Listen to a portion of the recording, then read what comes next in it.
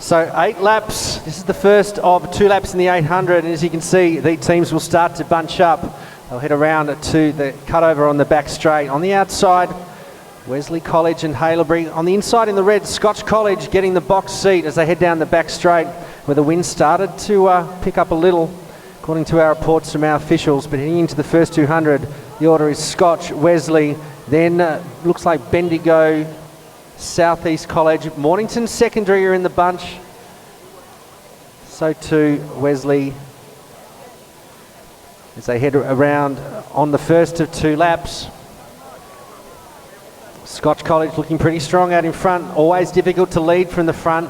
The ideal position is tucked in second, and you can see the athlete from Haileybury really getting some protection from the wind as they head down to get the bell lap in this first leg.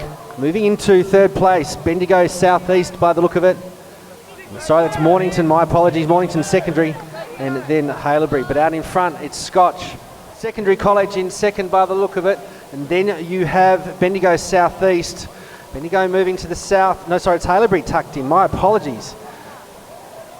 So Scotch slightly out in front. So Mornington Secondary definitely with them, then Wesley, and then Haileybury. So coming through, pretty sharp running there, about 2.6, 2.7 as they go through. Yet again, no one really wanted to take the lead there. The Scotch runner just had a look around and said, well, do you want it? No, I'll take it then. So it's Scotch, it's Mornington, it's Wesley, moved nicely there to join that bunch. Bit of a gap there to the Haileybury runner, who's moving beautifully to join the bunch.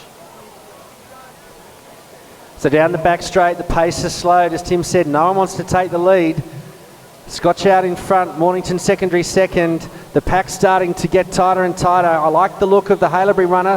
I think that's Kodakara there from Haileybury. He's got form. He runs regularly over the AV Summer Series, and this guy knows how to run an 800 metres. Probably biding his time for the moment, but I wouldn't be surprised if Haileybury takes the lead by the end of this leg. Well, the first time finals, a race in 4. Mornington Secondary moving into lane 2, making hard work of it in this 800 metres, but Scotch really comfortable on the inside. Kodakara from Haileybury tucked beautifully, getting a nice run and protection from the wind down the home straight, Tim. So first move there comes from Mornington. He's decided to go. He's going to get the 1 lap here. So through in about 3.17. So that was a fairly slow first lap for those 4. The full arm swing, and Kodakara from Haileybury starts making his move. Going with him is the athlete from Wesley. Yeah, Wesley's getting a nice little toe there, so Wesley's in a good position as well. Mornington Secondary just starting to tie up, and Scotch starting to fall off the pace. The 4x8's always a tough race. I'd love to see it at probably national championships. Would have to work hard on high performance to get that in. But Kodakara starts to extend, using his arms nicely, bringing them right in front of his body. But the athlete from Wesley rises to the challenge. This is only the 2nd to 3rd leg. So Haileybury and Wesley close. Mornington Secondary 3rd. Okay, I think we're going to see some pace come onto it now, Glenn, because the pack has separated, so there's no bunch running. They're now running individually, and they know that time is all important. So the Wesley runner, certainly, he's not losing any friends out there. He's had a really good go. The athlete from Haileybury took a cursory glance over the left-hand shoulder when he was at the 300 mark, seeing where the Mornington Secondary athlete is, and he should be worried. Mornington Secondary starting to move up the 200 mark. This is in the first 200 of their 800. Haileybury sitting nicely in second, doing all the hard work out in front, Tim. I tell you, 800's a long way. Not as long as 1500, but anyway, the boy from Wesley is leading this quite nicely, but hats off to the Mornington Secondary kid. He's come through nicely, and I think he's going to start to stamp his authority on this leg. So this stage 3 is looking very strong, Glenn. And don't discount Scotch. They're only about 25-30 metres off the pace, but his first 300 was pretty good. Can he hold on into the second lap of his leg? So 3 laps to go. That means 1 for these runners, and then the final leg runners will come. Always puts a smile on your face when you see racing like this. Each one of these 3 boys up front is having their go. Wesley's led it all the way, but we've now got Mornington. He's timed that run really well. He looked like he was dead and buried just about 100 metres ago, but look at him go now. He's come right through and he's taken the lead. I reckon what they need, Tim, is a big cheer from the schools. Mornington Secondary moves out into front. Haileybury in second. Wesley third. Can the team hang on?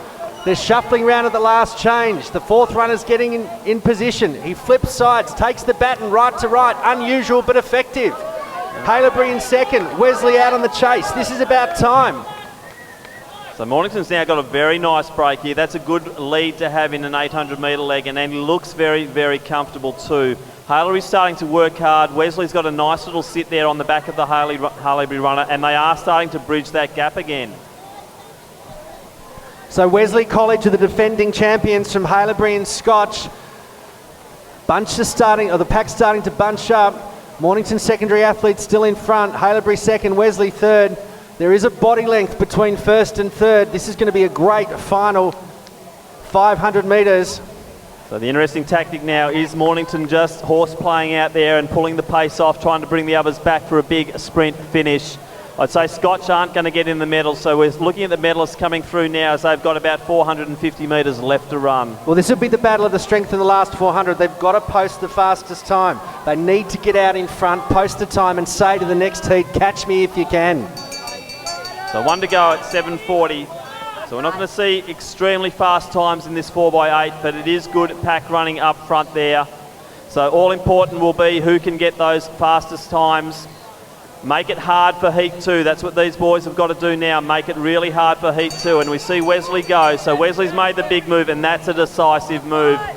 Coming perfectly, as Glenn said, at the 300 to go, and he's really starting to put distance on the opposition. So Wesley going to take this one out, I'd say. The battle now would be for that second and third position between Mornington Secondary and also Halebury, and they are locked together. So Coach O'Shaughnessy would be watching this going, these tactics are exactly what I want. 100 out, 90 out, Wesley out in front. Good running from Mornington Secondary and Halebury, but Wesley will come down to the line in the final stages and set the time. Around 8:40 is my prediction. Crossing the line, Wesley, stamp that down and say, catch me. 8:38.22 unofficially. Good run from Mornington Secondary. Halebury finishing strong, 1, 2, 3. As we said, Tim, they'll have to wait for the next heat of the 4x8.